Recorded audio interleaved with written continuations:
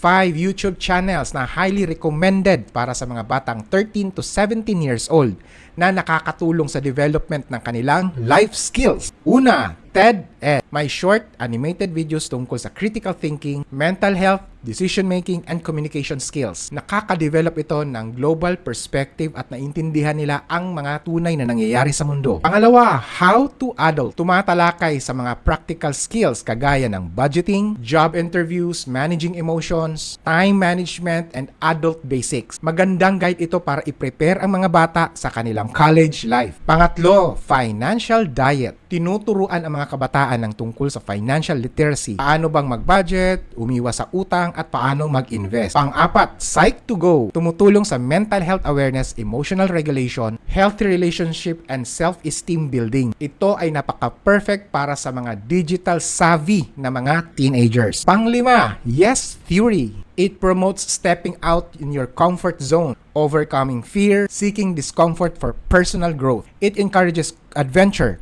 confidence, and taking positive risks, at tinuturuan din ang bata ng tungkol sa courage, resilience, and growth mindset. Kung ikaw ay may reaksyon or opinion, please type in the comment section.